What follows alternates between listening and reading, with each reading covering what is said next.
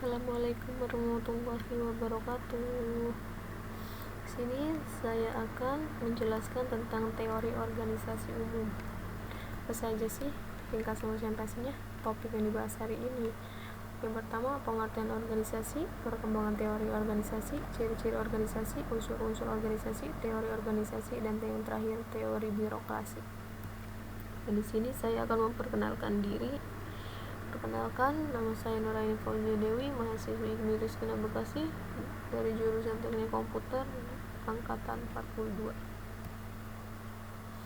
Pengertian tentang organisasi berasal dari bahasa Yunani organon. Organisasi memiliki pengertian, yaitu sekumpulan orang yang berada dalam suatu tempat dan memiliki tujuan bersama.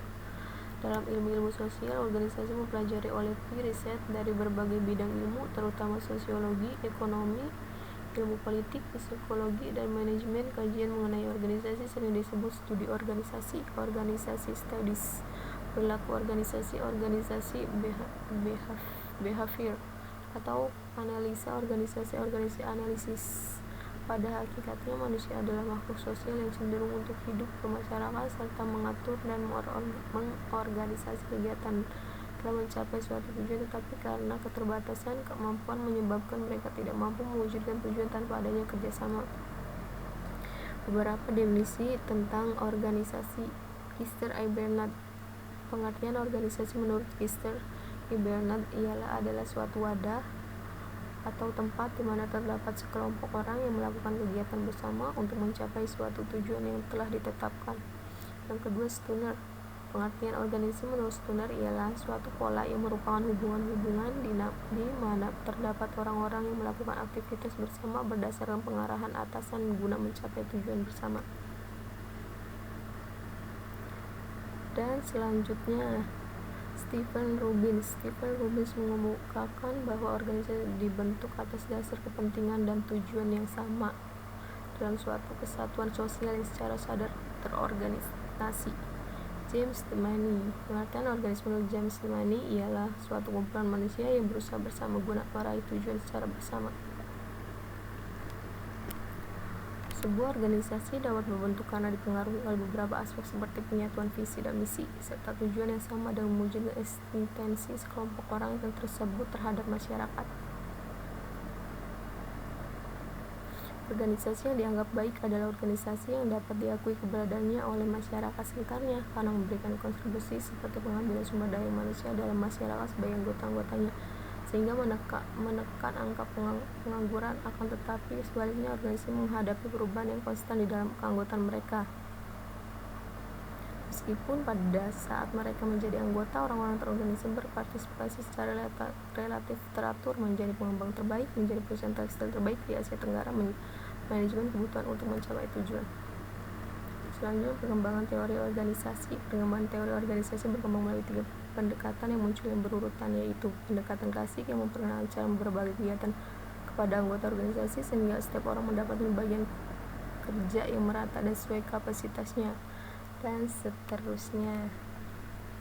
Ciri-ciri organisasi: adanya komponen, adanya kerjasama, adanya tujuan, adanya sasaran, adanya keterikatan format dan tata tertib yang harus ditaati, adanya pendelegasian wewenang dan koordinasi tugas-tugas. Menurut Berelson dan Steiner 1964, sebuah organisasi memiliki ciri-ciri sebagai berikut: formalitas, hierarki, dan besarnya kompleksnya. Unsur-unsur organisasi. Yang pertama, man orang-orang dalam kehidupan organisasi atau ketalembagaan sering disebut dengan istilah pegawai atau personal. Yang kedua, kerjasama merupakan suatu perbuatan membantu karena suatu perbuatan yang dilakukan secara bersama-sama untuk mencapai tujuan bersama. Yang ketiga, tujuan bersama. Tujuan merupakan arah atau sasaran yang dicapai. Yang keempat, peralatan. Unsur yang keempat adalah peralatan atau equipment yang terdiri dari sebuah sarana berupa materi, mesin, uang, dan barang modal lainnya. Yang kelima, lingkungan. Faktor lingkungan misalnya keadaan sosial, budaya, ekonomi, dan teknologi. Menurut Keith Davis, ada 3 unsur penting partisipasi. Unsur pertama, bahwa partisipasi atau keikutsan serta sesungguhnya merupakan suatu keterlibatan mental dan perasaan. Unsur kedua adalah kesediaan memberi sesuatu sumbangan kepada unsur mencapai tujuan kelompok. Yang ketiga, unsur ketiga adalah unsur tanggung jawab. Selanjutnya, teori organisasi. Pada dunia akademik mengharuskan adanya teori yang dapat memberikan penjelasan atas masalah-masalah yang dihadapi dalam usaha meningkatkan efektivitas dan efisiensi dan mutu pendidikan. Selanjutnya, organisasi klasik. Menurut Nichelle 1982, sebelum tahun 2000, SM di Yunani dan Romawi telah ada pemikiran tentang organisasi. Pada masa itu, organisasi yang dominan adalah gereja dan negara kota yang melahirkan pemikiran seperti yang dilakukan oleh Aristoteles dan filsuf lainnya mengenai organisasi negara. Teori birokrasi.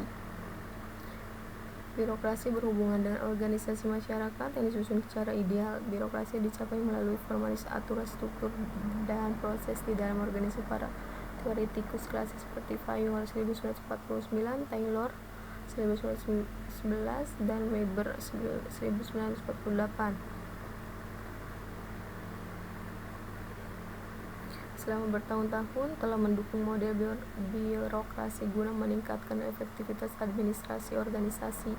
Max Weber adalah sosok yang dikenal sebagai bapak birokrasi. Menurut Weber 1948, organisasi birokrasi yang ideal menyertakan 8 karakteristik struktural. Yang pertama, birokrasi menurut Max Weber. Weber juga menyatakan birokrasi itu sistem kekuasaan di mana pemimpin superordinat mempraktekkan kontrol atas bawahan subordinat. Dan kedua, kelebihan sistem birokrasi Max Weber. Ada aturan, norma, dan prosedur untuk mengatur organisasi. Dalam model teori birokrasi Weber ditekankan mengenai pentingnya peraturan. Oke, terima kasih. Sekian dari saya. Wassalamualaikum warahmatullahi wabarakatuh.